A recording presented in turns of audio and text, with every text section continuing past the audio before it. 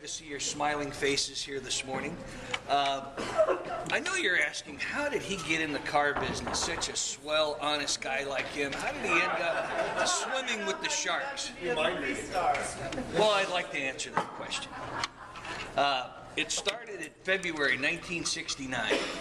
My dad took me out to the Winter Nationals, and I saw the drag races for the first time. It was all over. Love affair with cars had begun. It's lasted this long and is showing no signs of waning. The faster the better.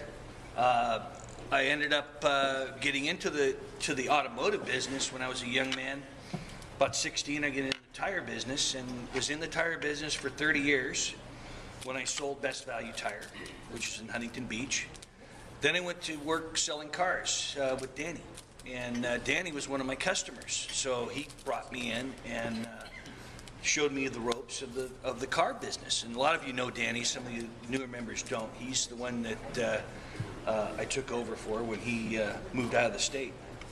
So that's a little bit about how I got into the car business. But ironically, I kind of got back into the tire business. I am working two businesses, my car business and my tire business. I opened up in Placentia. It's right next to the auction, so it works really nice to check out cars and service cars that I buy for customers. But with that, I want to start talking a little bit about the industry in general, because it is tough out there right now. The last couple of years, new car sales have been down. They're starting to show some numbers now, but the quality used cars just aren't there. And the danger of buying a $5,000 car right now, I mean, you might as well buy a lottery ticket. Mike, I think, can second that. When things get tough, what's the first thing they quit doing? Their maintenance. And they stretch it out till they have to. So even some of the higher miles cars there, you got to be very, very careful. And when you're going through that quagmire, you really need someone you can trust to check the car out to make sure it is what it says it is. I do new and used. So if you are looking for a new car, what I do is look for the best deal through my dealers, which are high volume dealers that move a lot of cars. Typically, my fee is covered with the flooring money that they have because they're moving a lot of cars. What flooring money is money set aside to pay the interest on that car while it sits on the lot. If it sits on the lot too long, they're losing money, and you're not going to get the deal. So when you go to a dealer, you are at a tremendous disadvantage. Some people love to negotiate car deals. They like it. They like going to the dealership. They like the whole experience.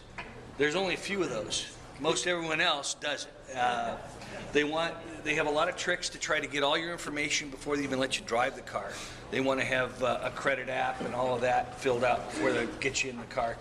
With me, that's not the case. If you're interested in a vehicle, I go out, price that vehicle. You want to drive it, I'll set up a test drive. You'll meet me at the dealership. You won't have to talk to a salesman. The pricing has already been established.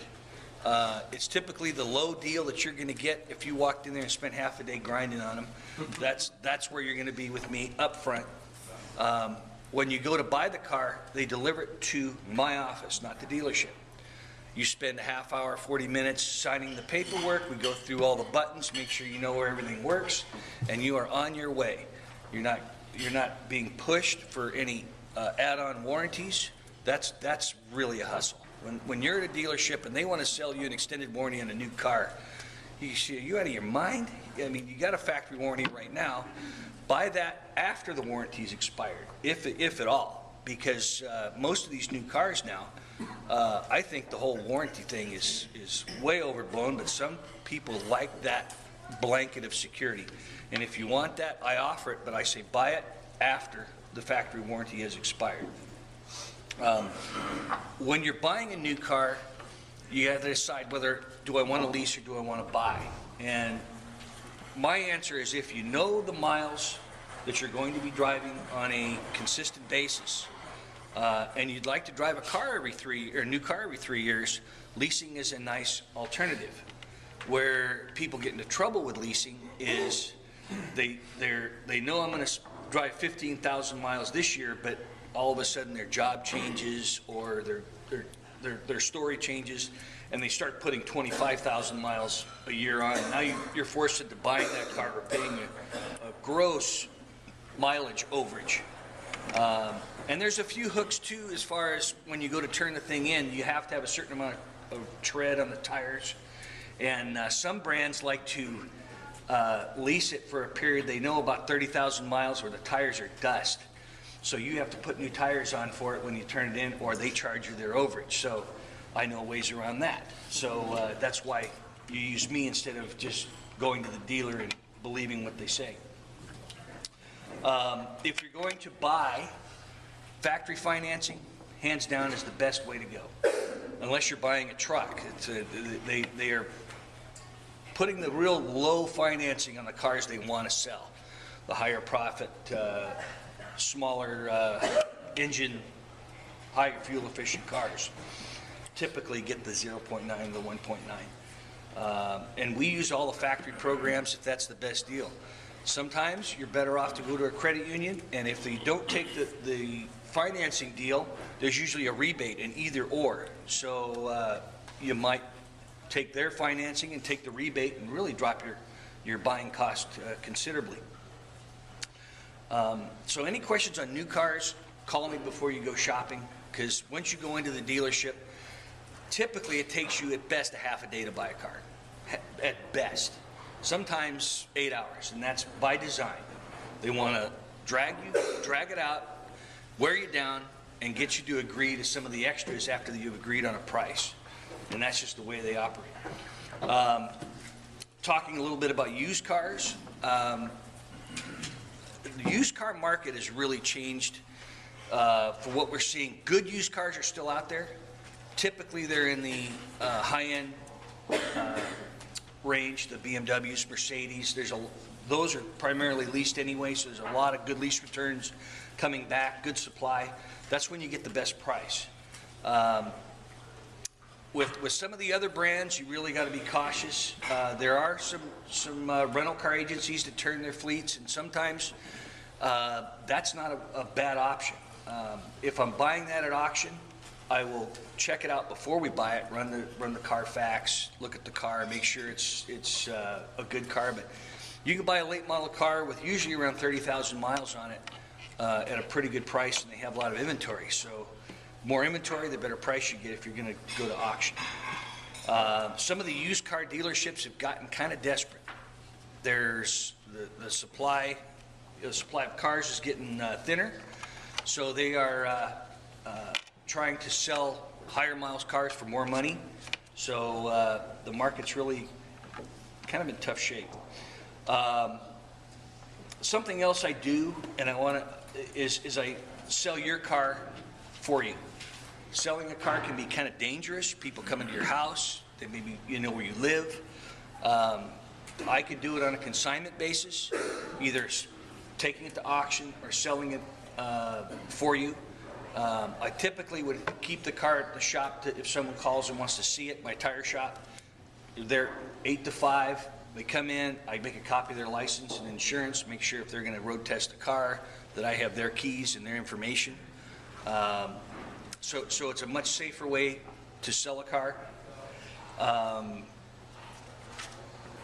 If I go to auction, there's a couple of ways to do it, and there's an online vehicle exchange where I post it and it goes out nationwide. Now, if you have an older, high mileage car, probably go to auction and just do a live auction, be done with it. But if you have something that's a little bit unique, you'll get a little bit more money for it, and you'll market it to a much wider audience with the OVE.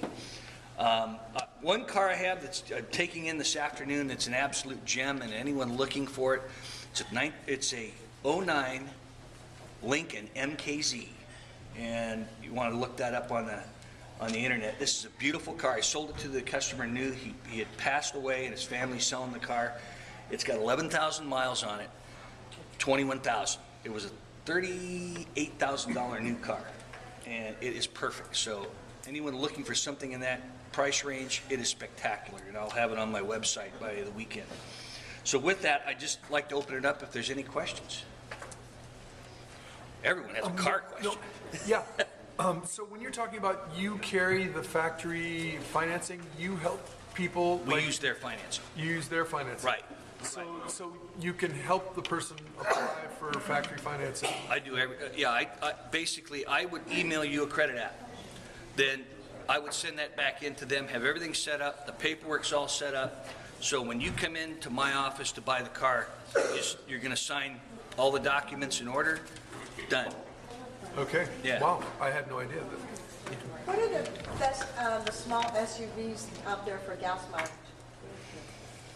A lot of it depends on how you're going to use it. When you're talking about smaller SUVs, gas mileage is all about size, moving the mass.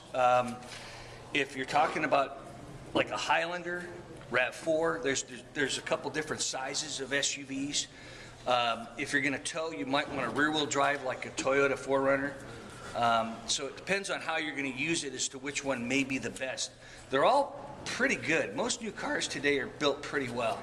But if you're going to use it with a specific application, Just for around town and small trips, I like the Highlander if you want a little bit more room. Smaller, you've got like the RAV4, the Honda CR-V, and then each of those also has their Lexus, have the high ends too. So it depends what you want to spend and how many goodies you want on it. But 25 on the flex. yeah, there you go. That's not bad, yeah. And then that's a pretty nice little ride Dennis has. Car chassis just as easy to put on. Yeah. I guess that's it. All right, thank you.